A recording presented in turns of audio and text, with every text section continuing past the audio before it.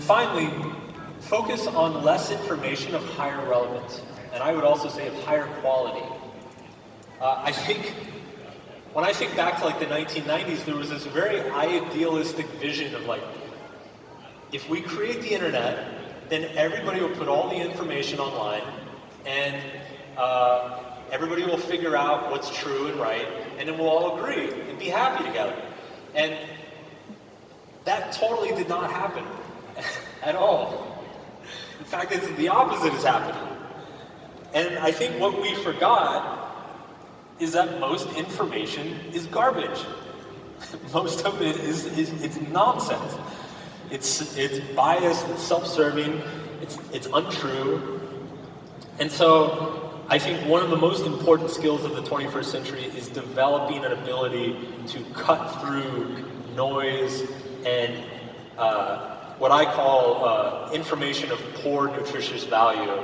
Basically information that is like empty calories of information, and get to a few sources of highly relevant, highly useful information. So, to sum everything up, key takeaways: you're always choosing, so choose your problems wisely. Your problems determine the quality of your life, not your successes. A good life is about good problems. And you're never going to get rid of problems, so you better hope for the good problems. Meaning matters, not happiness. Doing less produces more. Mark Manson is incredibly handsome and a brilliant speaker. Oh, wow, thank you guys. I have no idea how that got up there. But, you know, I'm not going to argue. Buy my books. Thank you. Give it up for Mark Manson one more time. How insightful was that? Mark, again, welcome to the UAE. Thank you for being here. I believe Mark is catching a flight at 3 a.m. Yep. He's a busy guy, so we're very lucky to have him here today. Mark, all of us fans of your books, there is one thing that I really enjoyed about your book, one thing in particular, it was the feedback loop. Is that something you can unpack for us here today? Because I think this is something that people can take forward with them. Sure. So, in chapter 1 of Subtle Art, I have this concept that I call the feedback loop from... Can I say that here? They told me I can't curse. Yeah, we try. Let's keep it PG. Okay. They told me, they were like, well, you can't curse here. I'm like, okay, I can do that. All right, so feedback loop, the evil feedback loop, we'll call it that. So we have this funny tendency as humans that when we'll start getting anxious, and then we'll start judging ourselves for our own anxiety. So we'll be anxious, and that's bad enough, but then we're like, God, you're such an idiot. Why are you anxious all the time? And so now we're angry that we're anxious.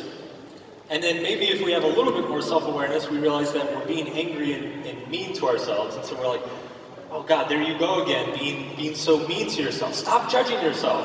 And so now we're angry about being anxious. And this spiral just continues forever. And so the only way to get out of that is to just let yourself be anxious, or let yourself be angry. It's to basically stop judging your own emotions. Because whenever you judge your own emotion, you multiply it. So yeah, that's how you get out. I like that answer. So here's the thing though, because as of recent, because we've all been following these positivity is the way forward, like you were speaking about. We've kind of been fed a lot of rubbish when it comes to that stuff. We follow Instagram accounts that have these inspirational quotes. We've pretty much been programmed to think positively. How do we now, anyone sitting here tonight that is thinking, hang on, I like the way Mark's thinking, I want to think that way. How do we reprogram ourselves now to think the way you think? Well, I think it's understanding.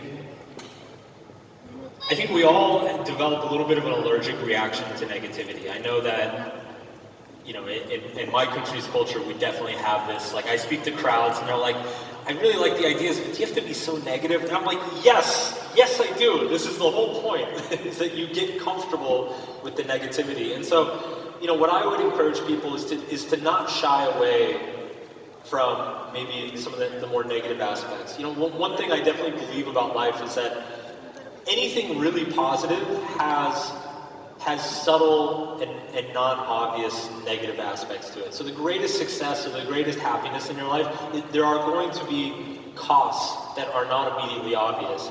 And same thing with negative experiences. Like the biggest pains in your life have very subtle and non-obvious benefits that sometimes it takes a year, 2 years, 10 years to become apparent. And so just be slow to judgment about what is positive and negative, and simply try to be comfortable with both. So in your journey, I mean, you told us your story of wanting to be a musician, then you kind of never wanted to be an author, but it happened for you through blogging. How much pressure, because I know I'm really guilty for this, I weigh time as such a pressure. I'm like, I'm 28 years old, I should be doing this, I should be doing that. How did you deal with that through your journey, putting time as a value on your career?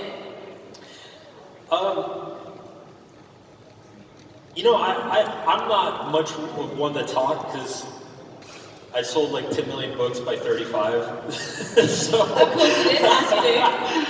But I will say this. I have a friend who told me a story that was really incredible. Like, I think, again, there's a little bit of an ageism that happens in our cultures, which is that, by 40, your life's almost over, and 50, like, oh, forget it, and obviously it's not true. And if you look at great, brilliant figures, they tend to do their best work into their 40s and 50s and even 60s. And I remember a friend of mine told me a story once. He said that his grandfather passed away when his grandmother was about 60 years old. And she became very depressed and was grieving a lot. And so one of the things that she did to help her during that time is she started taking piano lessons and started learning like little basic piano tunes. And a couple years went by and she kept taking piano lessons and just kept playing and playing. And people came to her and they're like, it's been a few years now, like you can stop with the piano. And she's like, no, I like it. And what's interesting is that she lived to be well into her 90s. And so by the time she was 90 years old, she was as good as a professional piano player. And so people would hear her play piano at age 90 and they're like, wow, you must have been a concert musician. And she's like, no, I started playing when I was 60. So life is very long. And I think it's very dangerous to have a skewed perception of how much time we have left, because we have tons of time, and the only thing stopping us from using that time is our own attitudes. Agreed. Yeah, round of applause for that. I like that. Something that you referred to as like a superhero is the disappointment panda. For anyone who hasn't heard of the disappointment panda, Mark, could you kind of just unpack that for us right now, because this is to stick with you for life. Oh yeah. This is a peek into my own twisted mind. I invented a superhero in my book. I named him Disappointment Panda. He's very fat and he wears a sombrero. I don't know why. And his superpower is that he tells people truths that they don't want to hear. And so he goes door to door and he knocks on the door, and the person comes to the door and they say, who are you? And he just says, making more money won't make your kids appreciate you more. And then he says goodbye and walks to the next house. And so his whole existence, it's not only is it a superpower, but it's a curse, because he has to bear the burden of disappointing every single person that he meets by giving them the truth that they don't want to hear. It's a tough existence. I think it'll be the next Avengers movie, personally. I hope so. Last question, Mark. I would love to know, and I'm sure loads of people here would love to know, where does Mark Manson look for inspiration? People look to you, they look up to you, they follow your ethos. Where do you look for inspiration yourself? Oh man, so many places. I'd say the biggest one is I read tons and tons of books. And I read very widely. Like I don't just stick to nonfiction or self-help. Like I like to read about science, and I like to read literature, and I like to read books from different cultures, and because you never know where that spark of inspiration is going to come from. I was just in Japan a couple months ago, and I discovered a Japanese author, and I was like, "This is crazy! This is so good." So I just try to stay curious, really. Well, round of applause for Mark Manson. Thank you so much for being here in the UAE in Sharjah tonight. Mark's books are here as well, right? Yeah. Yeah. You're doing the signing. So there's going to be a signing. I think we're going to do some audience Q&A. And then after the talk, if any of you want to get a book signed, get a picture, talk to me for a little bit, I'm going to be doing a signing at my Arabic publisher's booth. They're called Dar Al Tanwir. There we go. H4, Hall 4, H3. Dar Al Tanwir. I'll see you there. It'll be about 15 minutes after the talk wraps up. Yeah. Okay, so should we do some audience Q&A? Let's do it. Yeah? Anyone got questions for Mark? Over here.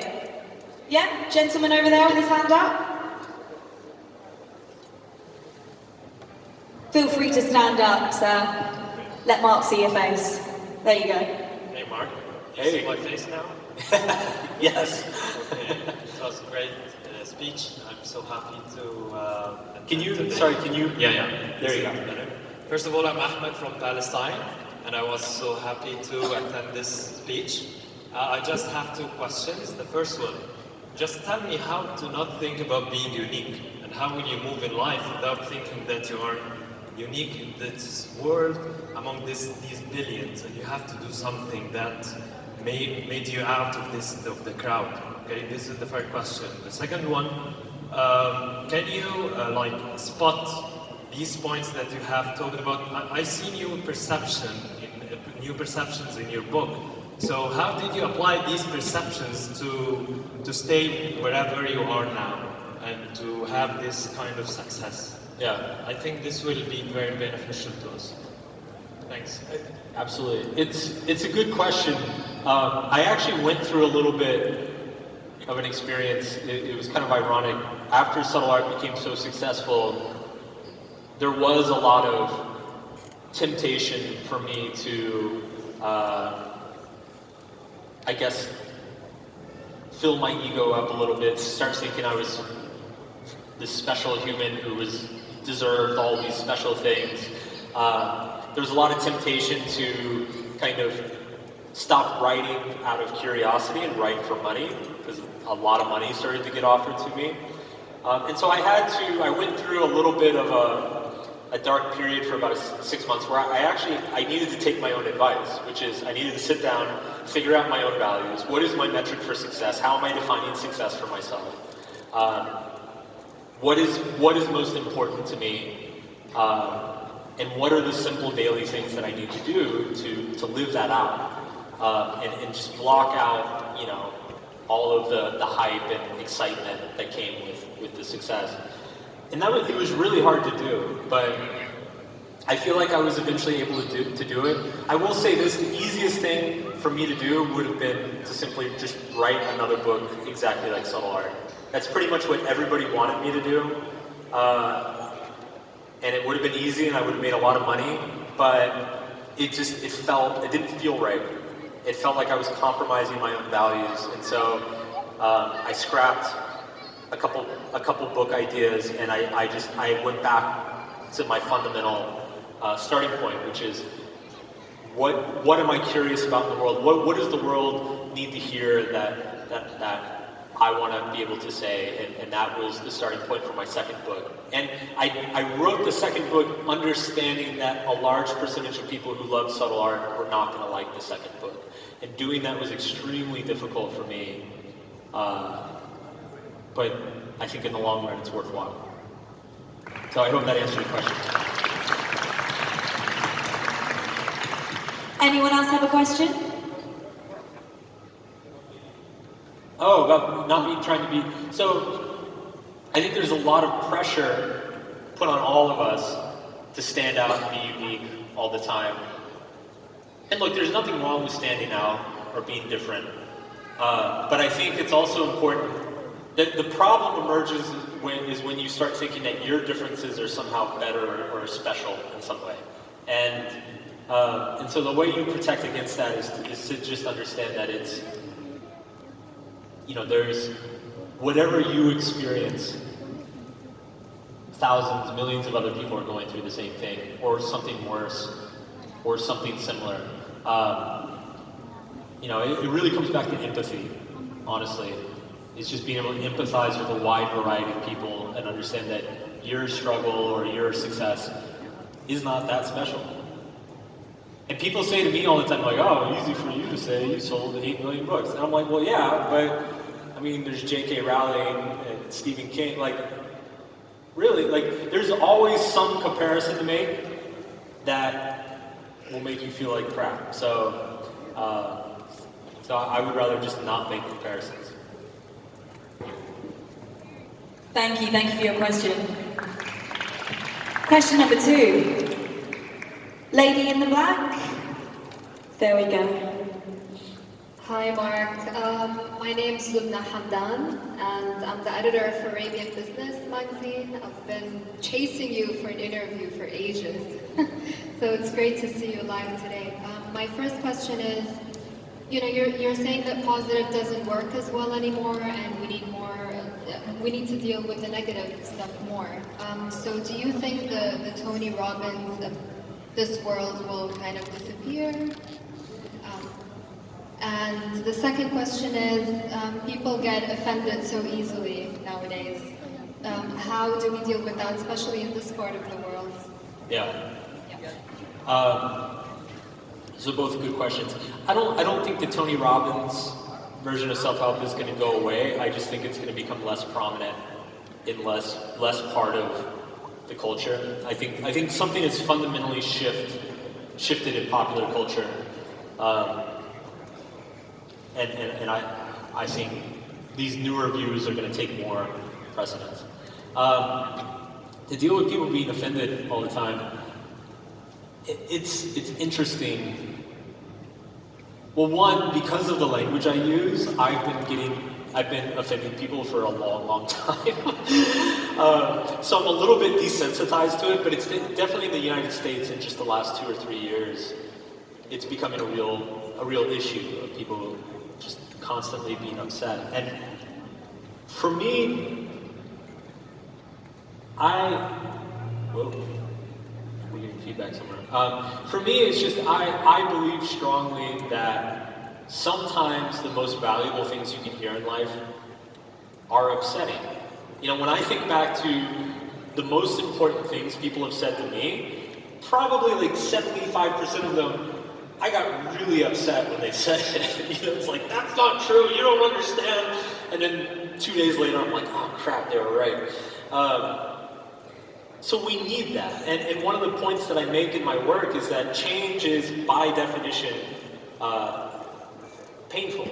Change is, by definition, we will resist change. We will resist hearing the things that we need to hear. And so there needs to be an ability to hear things that we need to hear, to let that anger come and understand that it's not that important. It's not as important as the message. So yeah, I'm all for offending people. Third question, lady here in the front row. Thank you. Just along there, thanks. Hi Mark, how are you? Hello. It's so nice to see you today. So you talked about the feedback loop from hell. Yeah. What if you are trying all the time not to feel depressed because you are depressed and not to feel angry because but you're not getting out of that loop? Sorry, say that last part again? Yeah, you keep trying not to feel anxious because you are anxious and not to feel angry because you are angry, but you're not able to get out of this loop. Yeah. So what do you do then? It's one of those things that it's very easy to say, but it's incredibly hard to do, which is the way you get out of the loop is you just let yourself be depressed. It's like, okay, I'm depressed. Let's see how long this lasts. I mean, it sounds so simple, but I understand it's incredibly difficult. But it's really the problem. The key is letting go of that judgment. We all get depressed. Every single person in this room has either been depressed before or will be depressed at some point in their life. There's nothing unique or special about depression, and so there's no reason to judge yourself for it. Depression is your mind it's your mind. Like imagine this: if you got the flu, you wouldn't be like, God, why do I have the flu? Oh, I'm such an idiot for having the flu. I should be healthy. Why am I not healthy? You know, we don't do that. People understand, oh, you have the flu. Go take a week off. Let yourself have it. You know, it needs to be the same with depression and anxiety. It's like, oh, you've got depression. Okay, you know, take your time. Thank you for your question. It's 8:45, Mark. Time for one more question? Let's do one more. One more? Okay. Last question. Sorry, there are so many. We'll just go with the mic closest to, please. Thank you. Hi, I'm Sabine. Hello. Very nice talk. One honest confession, I've not read your books as yet. Sorry, can you pull the mic closer? I have not thank read you. your book, but after hearing of philosophy, I have one question. Okay. I'm a little confused. Your philosophy seems to be based upon the premise that pain and suffering is necessary to build a meaningful life. Yep. Yet the title of your first book is The Subtle Art of Not Giving an F. Yep. I feel, and I could be wrong, it should be retitled as The Not So Subtle Art of Actually Giving an F. I'm just confused here. Please clarify that point. So, I talk about this in the first chapter, which is one of the first things I talk about in the book is that you have to give an F about something. You have to. It's impossible to not give an F about something. And so the question isn't about not learning how to not give an F. It's about finding the right things to give an F about. And I understand the confusion. Trust me, a lot of people. And the reason is the book kind of, it's designed to trick the reader. Because I think most people, they're stressed out, they're anxious, they're worried, they see the book, they're like, oh man, I wish I didn't give an F, and so they buy it. They're like, yeah, this is great, I'm gonna finally just don't care what the world thinks, do what I want, and then you start reading and you're like, oh, oops. Because ultimately, the book is about values. And it's all of the language, the give an F language, it's a way to kind of trick or seduce the reader into thinking about their own values. Because if I titled the book, Why Values Are Important, you know, nobody's going to read that. Nobody's going to read that. But when you call it The Subtle Art of Not Giving an F, you know, exactly. All right. There you go. Thank you very much. Is it Hall 4, booth 3? Hall 4, H3, Dar Al Tanweer. I'll be signing books in about 15-20 minutes there, so please stop by. Thank you. Thank you.